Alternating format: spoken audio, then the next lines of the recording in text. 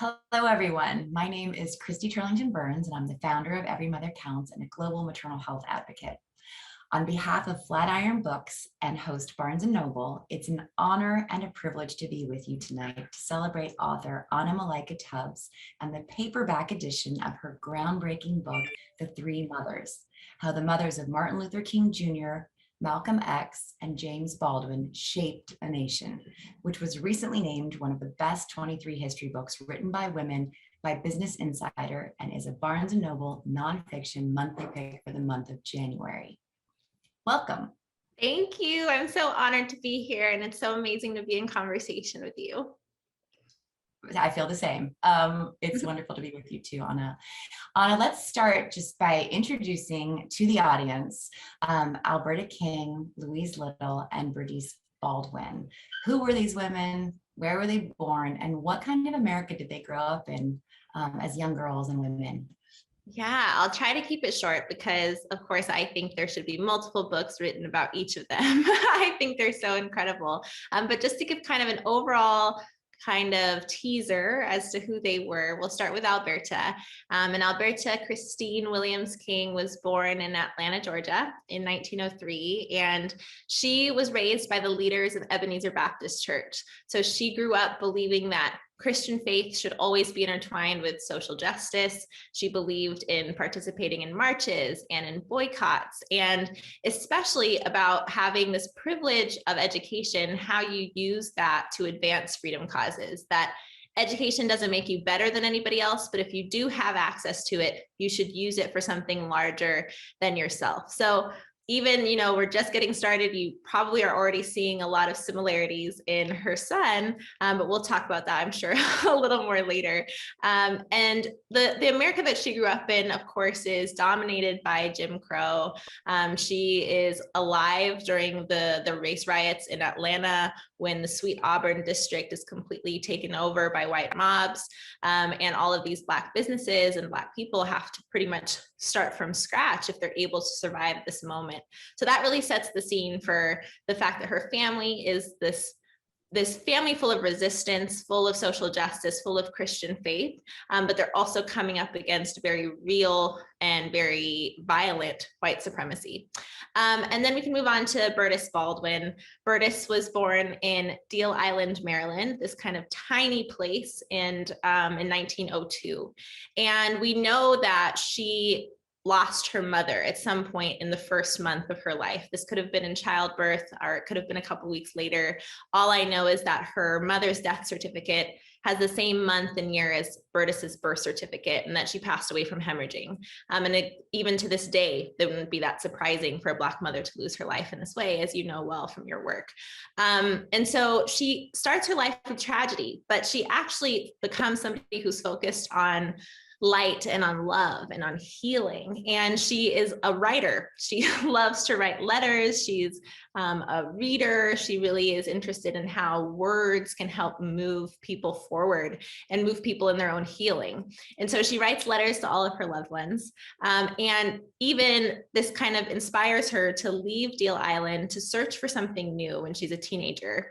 And she goes to New York and gets there during the Harlem Renaissance. So I'll leave that there. Again, so much excitement that comes from that. And of course, parallels in her son's journey later. But for now, we'll move to Louise Little, who is Malcolm X's mother. And she was born at the very end of the 19th century. The dates are kind of conflicting in the records. No one actually knows the year or the day that she was born, but she was born in Grenada.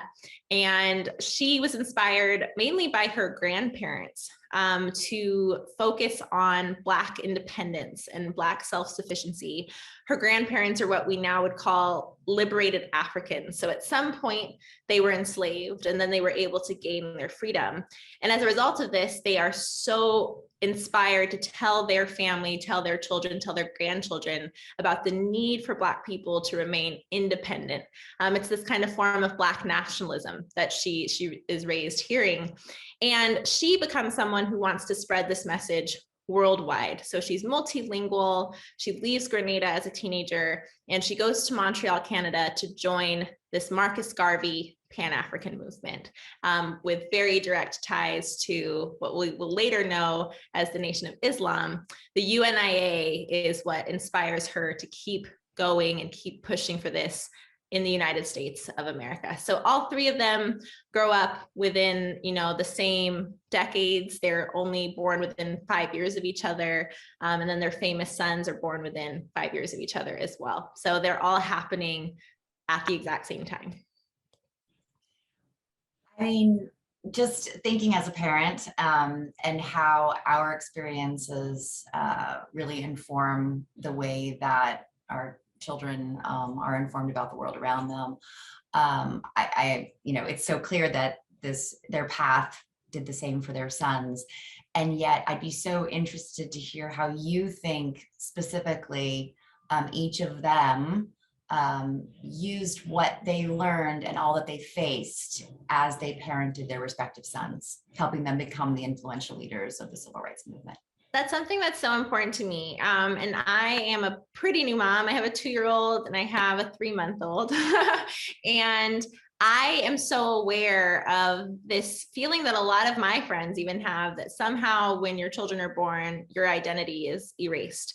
And this just isn't true. The fact is that what we did even before we became mothers, we've used in our parenting and in our mothering. And it's really clear in these 3 cases that the passions, the talents, the activism of all 3 of these women becomes really crucial in the way that they teach their children, not only these famous sons, but their many children, about how to be Black in the United States, how to fight racism worldwide, how to think about their own joy, and something that I would say is revolutionary, their revolutionary joy and love. And all of this stems from who they were long before their sons were even thoughts in their minds. And it's also inspired by their family members and the locations, the geography that raises them as well. So all of these things become really relevant, not only in our appreciation of 3 of women, the 3 mothers, but also in these 3 sons who all of us respect and all of us revere. But truly, we haven't been doing the best job of honoring them if we haven't also honored the people who raised them, the people who formed them, the places that were influential in their lives. Absolutely. I mean, speaking of the erasure, I mean, this is a theme that has been since the beginning of time, I would say, with regard to Black women throughout history. And of all of the mothers behind the civil rights icons, I think it seems pretty evident why these 3, but I would love to know what your process was in sort of narrowing down the possibilities, and just your process even coming to this book and the research that went into it. How difficult was it to find information about them given the erasure? What were the pieces and how did you go about it? There's so many aspects of all 3 stories that I can only imagine that journey was incredibly exciting. And also, I'm sure, frustrating to see probably the gaps of information, as you said, and from a birth date to the cause of death to so many things. So yeah, I appreciate that opportunity so much. And this is going to be a long answer, so bear with me. But when I started my PhD, the only thing I knew that I wanted to study was I wanted to contribute to combating the erasure of Black women's stories. I was so inspired by Margot Lee Shetterly's Hidden Figures and the way in which she told all of us, we had this story wrong, and this wasn't a mistake. It was very intentional that we weren't told that Black women were behind the space launch, that they were the brains, they were the mathematicians. It wasn't that someone said, oops, we forgot to tell you. It was very intentional to keep this story under the rug so that we didn't know who the true heroines of the story were. And I left that book feeling extremely inspired, but very angry, and also feeling like I have a charge to continue to get more of these stories out there and join writers like Margot Lee Shetterly on this mission. And so that obviously left this huge landscape, unfortunately, because so many Black women's stories are forgotten and erased. So many women's stories. There was just so much that I could talk about with erasure. So I started to kind of narrow it down and thought about, how many levels of erasure can I address in one project? So I knew it was going to be about Black women. Then I thought about how I believed, even before I was a mother, so when I'm starting this, I'm not a mom, but I believed that mothers deserved more attention, that this role in our society was overlooked, unappreciated, and wasn't being given the supports that it deserved. And so I said, I'll do something on mothers, so Black mothers. And then I thought about how, when we think about the civil rights movement, something we come back to over and over and over again, even when we talk about policy today, and we probably will continue to do so when we're thinking, how does this align with what our civil rights heroes had in mind for the world? Are we moving closer or further from that vision? But we talk about this critical moment from such a male perspective. We know about very few women, and we just don't focus on their stories enough. And we can think about that even in the production of books around the civil rights movement. And so I thought, okay, this is interesting. I wonder how much we've done on the mothers of civil rights leaders. And of course, I start looking into them, doing some initial research, and there's so little out there.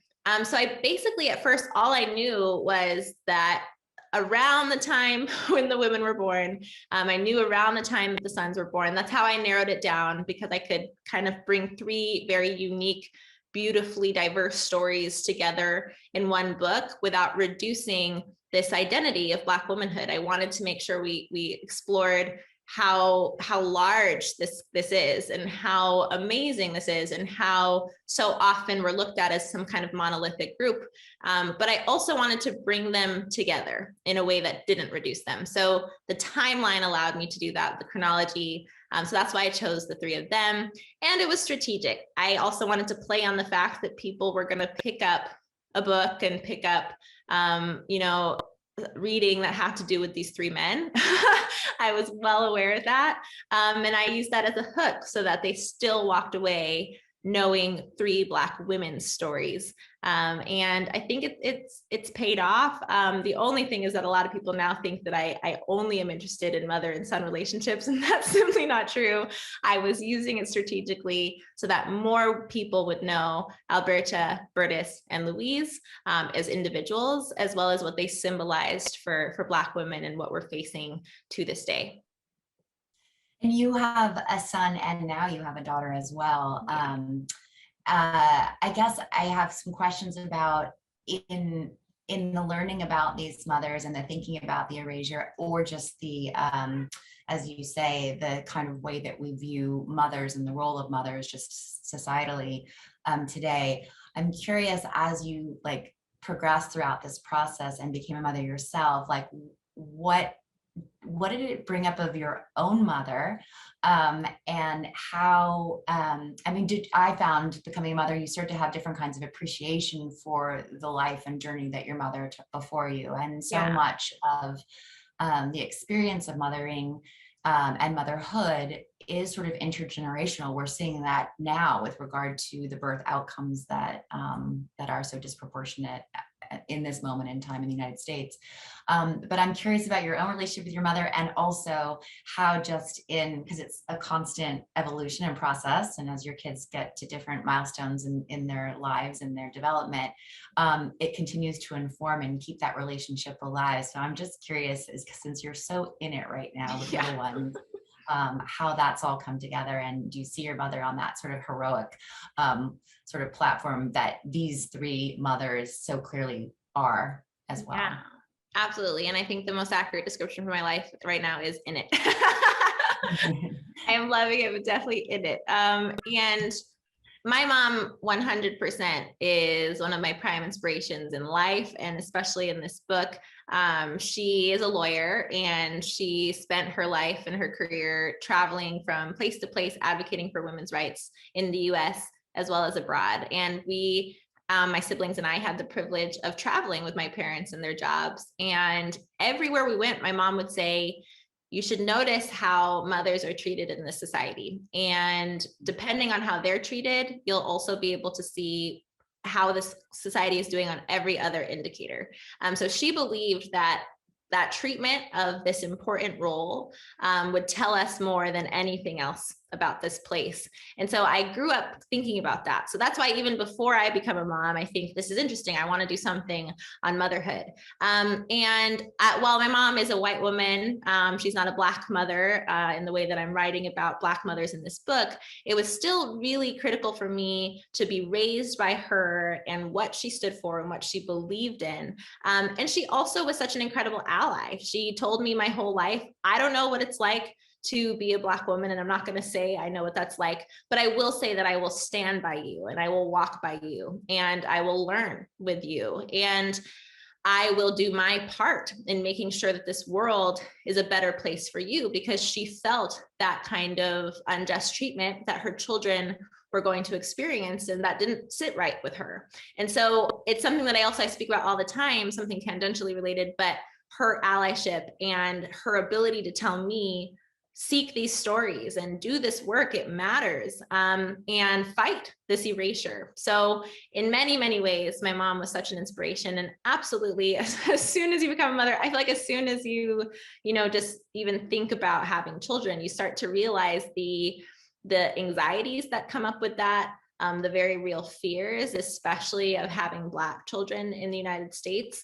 And I deeply appreciated my mother even more for everything she'd done and all the ways in which she allowed me to be joyful and be happy, while also being aware of what I was going to face in the world as a Black girl, and as a Black woman. Yeah, I mean, I've heard so many stories about mothers and just the additional stresses that they go through. I think particularly when they know that the sex of their child is a male, given given so much that we see around us today, and how that alone can really impact the health and well-being of a mom through her pregnancy and postpartum period. But I think that's really incredible that your mother had that sort of self-awareness, and was clear about it and shared, and had that open dialogue. I think just the stories of mothers are so important. And as you say, in order to change policy, in order to really make that case and make that collective voice that much stronger, the sharing of our stories just so incredibly critical. Yeah. Britt Bennett, the New York Times bestselling author of The Mother, says that in the book, you uncover the hidden complexities within Black motherhood that illuminate our understanding of the past, while also shedding light on the overlooked contribution of Black women today. Can you talk a little bit more about how the lives of these women uplift Black mothers today, or can serve as models for that? Yeah, definitely. I think in a lot of ways they can. So from an individual perspective, picking up the book, when I was thinking about who I was writing this book for, number one, we're Black women. And for us to feel seen, to feel respected, to be given the dignity that we deserve, that we are so often denied. And I wanted us to go on that experience. There were definitely other audiences that I was thinking about as well, but for this question in particular, that was in my heart with every single chapter, how I wanted us to feel as Black women. Because Alberta, Bertus, and Louise, like we mentioned a little earlier, they were so different from each other. They came from such different walks of life. They believed in many different things. They thought differently about how to create change in their world. They taught their children different strategies for this, depending on what they were experiencing in their lives and their socioeconomic status and all these other things. So a big part of it is for us to think about, like Britt said, the complexities of our identity, and how appreciating these complexities also allows people to see us as human beings. I'm trying to fight the dehumanization of Black women. At the core of this book is that mission. And a big part of that is allowing us to be complex, for us to be very different from each other, and to also think about how, despite these differences, we are treated very similarly because of this myopic perspective in the United States that is, in my opinion, very obsessed with Black women's grief and pain, but not with helping us through that or changing systems so that we don't have to experience that. It makes it feel as if the pain that Black mothers have experienced in the United States is something that many people think is inevitable and some kind of burden that we are supposed to carry on our own. And this book, that takes me to the second audience, for everyone else who is not a Black woman, it's time to pair this admiration of Black women and our strength with actual actions, and to think about what we do to shift the systems around us so that this is not something that we have to carry on our own, and hopefully that we can stop facing such grief and such loss, and that we can experience more joy and we can experience more love in our lives. So despite all of those things, we still have in many ways created life. So even though it's been denied to us so many times, and we've been told even in law that you are not human and your children are not human, Black women have continued to fight for that ability to be human, and have taught our children that we are worth every ounce of dignity and respect that everybody else is being afforded. And so I was so appreciative to Britt, because I'm such a fan of her work, but I also do know her personally. And she is an inspiration in the way she does this through her fiction work, and thinking about how we all deserve to be seen as human beings. So it was an honor for me that that's what she walked away with after reading it. As we've sort of alluded to, becoming a mother or motherhood is not safe for Black women or women of color in the United States. And in fact, women of color are 3 to 4 times more likely to die or experience complications around pregnancy and childbirth. I know that you knew that going into becoming a mother yourself, and I'm curious what it was like to become a mother at this time with so much information around us and headlines speaking to that. I think your sort of statement around joy, I think, has come up a lot in terms of, what narrative women want to hear at certain moments of their life. And I know that can be an additional burden to have that fear, that extra layer of fear and awareness, in a sense, as you're entering this moment that should be joyful. Can you give me any sense of like what that felt like personally? And was it different from one pregnancy to the next? It is, gosh, I mean, I was in the middle of doing the research for this book, and I realized I didn't fully answer your question about the research, so I'll get back to that. I'm just so excited about each question. But I was walking through, finding all these details on these women, trying to really reclaim the narrative of their lives. And then my partner and I find ourselves expecting our first child. And I did not know the sex. I left the sex a surprise for both of my kids, because I just think, well, it's a lot more fun that way. But I was just immediately so excited, so overjoyed about the news, and then terrified, so scared that I was not going to make it through my pregnancy, or that I would walk into a doctor's office and be treated with bias, that I wouldn't be respected, that something would happen in my labor where someone wouldn't listen to me because they assumed as a Black woman I had a higher pain tolerance. I was aware of all these things because this is what I'd been studying for so many years. And it was a gift to me that I was writing this book while becoming a mother, because I could see Alberta, I could see Bertus, I could see Louise, and many of the other women I mentioned in the book, and what they were facing. And I could also see how they were still fighting and still, not allowing that fear to keep them from, and this is going to sound like a broken record, but from experiencing life and celebrating the fact that they were bringing life into the world in so many different ways, not only through their children, but through art and through activism. And I started to learn more strategies for reclaiming that joy for myself. So it's a balance of, one, being very aware that these dangers are real, that the fear that we have for our own lives and for our children's lives is real.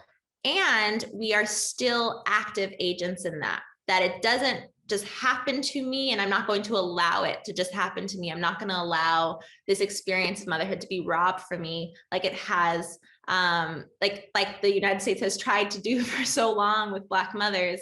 But I needed to learn those strategies, and I needed to be honestly very smart about every decision that I made, and just protect myself as much as I possibly could. So something for me that was important was having Black women around me, having women of color around me, especially if I was going to deliver in a hospital. And I actually wanted to do a home birth, but this brings us to the lack of access to midwives of color in the United States, and the fact that we need to, one, I believe, return to much more of these practices and respect this tradition of granny midwives, but also to have training available and that it be something that's covered by our insurance. So that all leads me to say I wasn't able to have a midwife for my first labor and delivery experience, but I did have 3 incredible doulas who came with me into the hospital. So shout out to doulas and midwives, and they were my advocates. I felt that they were going to hear me and they were going to communicate back whatever I needed if that, you know, became a necessity. And even throughout my pregnancy experience, they said to me, "You are in control. Fear should not control you. This, you know what you're doing. We are here for you. We will back you in this experience." And it allowed me to have such a beautiful labor. And of course, that's a privilege that doesn't happen for everybody. And you can do all the right things and still not be able to enjoy that. But I definitely think it made a huge difference for me to have women of color working with me. And then with my second experience, I had a midwife here in Los Angeles, where there's more access to Black midwives, as opposed to Stockton, where I was with my first pregnancy. And it was the most beautiful experience to have a home birth and really, I think, honor something that has been critical in Black motherhood from the very beginning of our introduction to the United States. And I was really honored to be able to pay that honor to this practice and this tradition. But at every single turn in both my pregnancies and in raising my children, I am always aware of the dangers, and I seek as much support as possible for that. But now I'm also focused on, again, shifting the system. It shouldn't be that because I had the privilege of paying for these things that I was able to be spared from a lot of pain. It should be something that's accessible to all women. And I want to fight for that.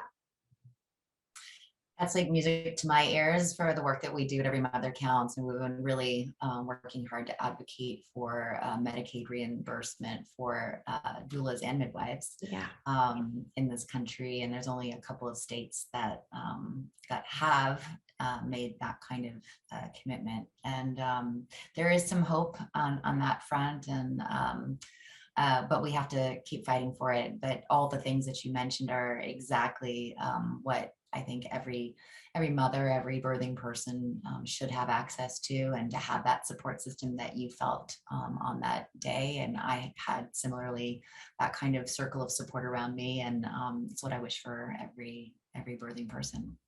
I'm curious if, because you got so deeply embedded in the lives of these 3 women, what attributes or strengths did you gain, or do you continue to sort of draw from Alberta, Bertus, and Louise through your pregnancy and delivery, postpartum, just daily as a woman? Are there moments where you can almost hear them? It seems like you have that close of a connection right now. Yes, and that gives me the opportunity to go back to the research question. I will add some details in there.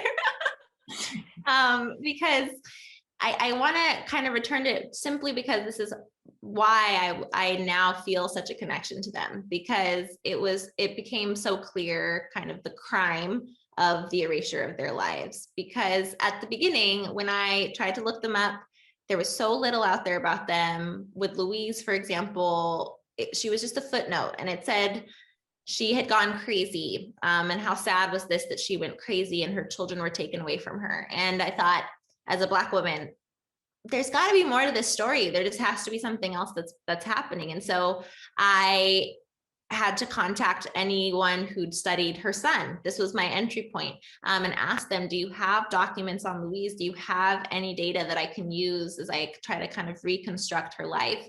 And fortunately, yes, they did. They had letters that were written from Malcolm to his siblings talking about his mother. They had letters that were written from the institution where she was put against her will to the state talking about her treatment. They had, all these things that should be available to the public so that we know more about her identity. But through reconstructing this, as well as calling local historians in the different places where the women lived, I was able to now find out that Louise was this radical activist, and that the institutionalization of her, again, against her will, was in her opinion a act of white supremacy to keep her silent and to keep her from speaking her mind and being the activist and the organizer who she was. And we even have this note from a white male doctor that says that she is, quote, imagining being discriminated against.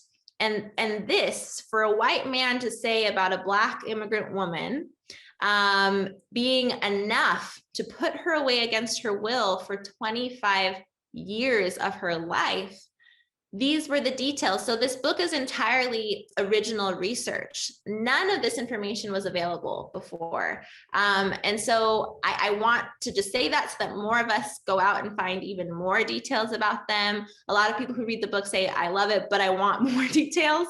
And I say, let's all do this. Let's do more work to get these answers. And not only for the three of them, but to think about the many different ways in which we are erasing Black mothers and keeping their stories from being heard, because the more that we find them, the more we understand ourselves, which brings me to this question. As a Black mother, I understand so much more about myself through studying the three of them and studying the ways in which they taught their children to be aware of the world around them, to be aware of what was happening, that as Black mothers, we didn't have the privilege to choose if we were going to have a conversation around race. We have to have that. We have to make sure our children are informed. But they also taught their children to not be defined by others' limiting perspectives of their own identity, and to think about how they could challenge those haters, those people who were trying to hurt them and define them, but how they could also change the world around them. And so all three of them find this beautiful balance of saying, number one, the world is dangerous for you.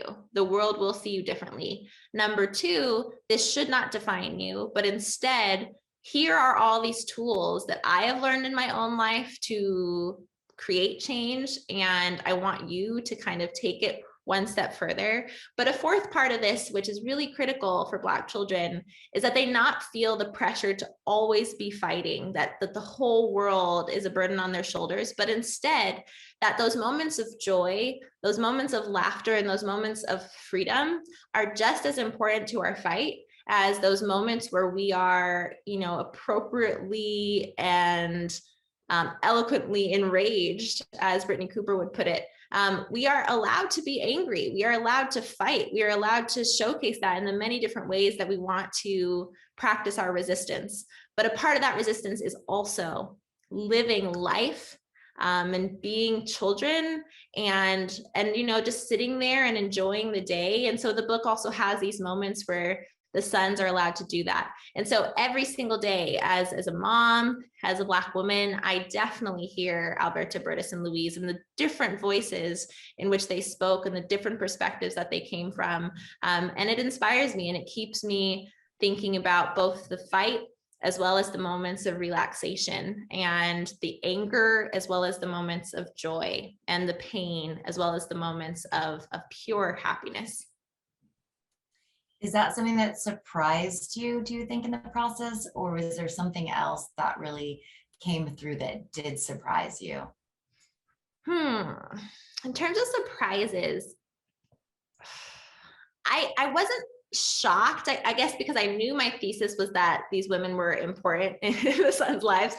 But I really was just going out there thinking, I just want to tell these stories. I think they're going to be really interesting. And what continued to develop was, you cannot know these men without these women, especially in these three cases. And I'm not even saying that in all mother-children relationships are there such obvious connections between one and the other. But in these three cases, it is clear as day. There is no possible way that Martin Luther King becomes who he is and what he stands for without Alberta King and her experiences. And there is no way that James Baldwin becomes this writer without Bertus Baldwin being a writer. And there's no way that Malcolm X becomes this radical activist who believes in Black independence and Black pride by any means necessary without his mother being a radical activist who believes in the exact same things years and years before him. So that for me was the continued shock of doing this research, that every little nugget that I could find continued to prove this, and made it even more enraging that we didn't already know their names. Wow. I know that you recently released a TED Talk, and I'm curious what that experience was like, but also in terms of bringing these stories to such a global stage, that must have been pretty rewarding. And yeah, what do you hope will come from that launch to the world? Thank you so much for the opportunity to speak about that. It was an incredible experience to do a TED Talk and TED Women Talk. And first of all, to be there and learn from all of these incredible women from around the world, but also to, that TED is such a platform. That it could go and be seen by so many different people. And I feel such a charge to make sure the world knows these three names: Alberta King, Bertus Baldwin, Louise Little. And any opportunity that I have, I really need to seize it so that I can continue to amplify this message. And in the TED Talk, I speak about just one of the many theses of the book, which we've covered several of them. But in this one, I'm focused on storytelling and how the stories we tell about mothers, if we track what's happening in those stories, we can see how policy will follow in the United States. And so with this book, for instance, the fact that these mothers have been erased, it's this message that it doesn't really matter what these mothers did and that their lives didn't matter, and we can kind of just discard them. And therefore, without a consideration for their needs and their contributions, we also did not give them the supports and the interventions that they deserved for their role. And we're seeing that to this day in the US. We erase mothers' stories all the time. A very recent example is this film, King Richard. I haven't seen it yet, so I don't know, but I do know that Serena and Venus's mother was also a tennis coach. So I find it fascinating that the story and the headline and the big movie is about the dad yet again. And I'm not saying that we need to replace this other identity. What I'm saying is we just need to have more accurate representation, and that with that representation, our policy will follow. If we start to focus more on mothers, if we start to say, look what they're doing as some of our first leaders, as our caretakers, as our teachers, think about the critical role that they're playing, their influence, their power, their strength.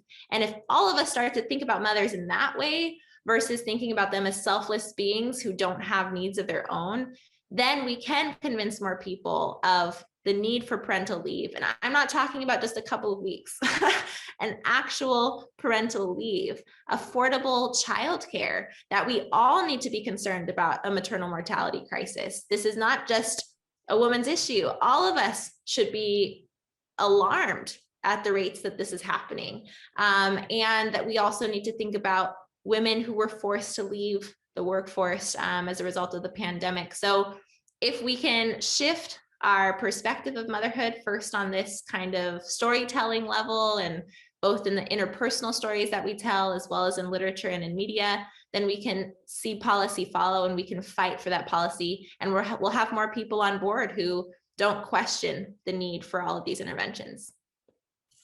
Amen to that, to all of that. Is there anything else we didn't cover in terms of the bigger themes of the book that you'd like to talk about? I just love to hear more about Every Mother Counts, and an opportunity for us to hear more about that work and everything we've talked about, because I know you are an expert in this, and I'd just love to hear some more of your thoughts. Oh, thank you. Gosh, so much of what you've described in the first person and then just in shedding the light on these lives is so much about what we've been advocating for. I mean, I came into this work and started this organization based on a postpartum complication I had with my own daughter. So when you mentioned hemorrhage, at the top of our conversation, that's the experience I had, which, you know, in the 20th century, perhaps that didn't seem completely out of the realm of possibilities, because we all know that a lot of women lost their lives to childbirth or in childbirth. But today in the 21st century, we are one of only 2 countries with the rising maternal mortality rate.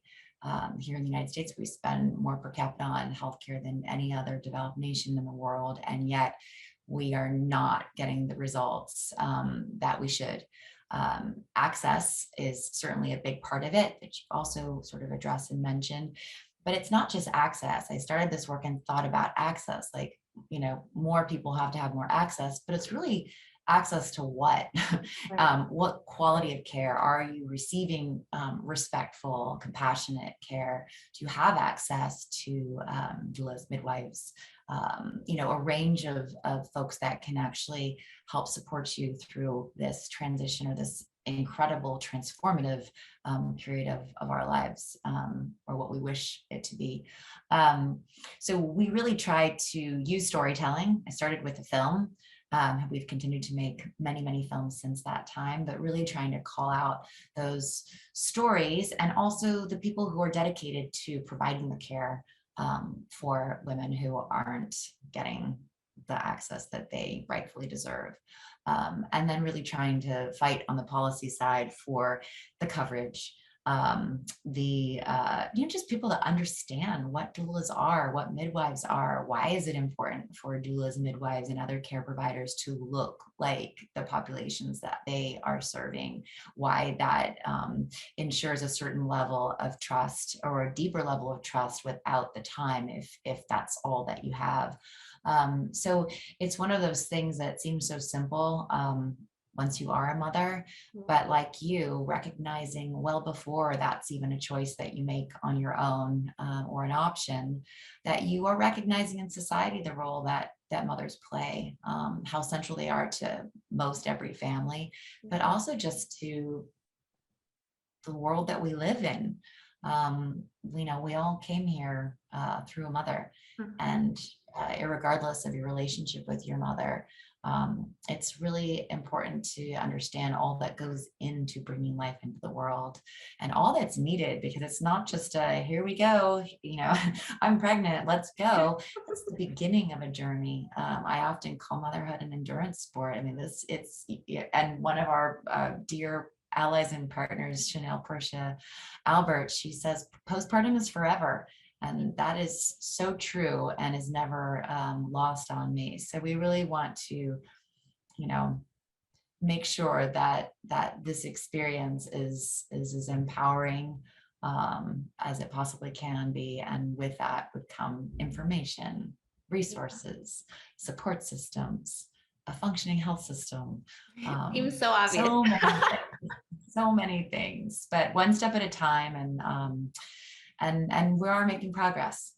This has been an exciting week, a couple of weeks on the legislative front, and so we're just going to keep on keeping on. And I hope to work closer with you in the future to align on this, because you've got the activism bug going, if it wasn't there already. But I really see it in you, and I think mothers can be the strongest advocates for themselves and for others.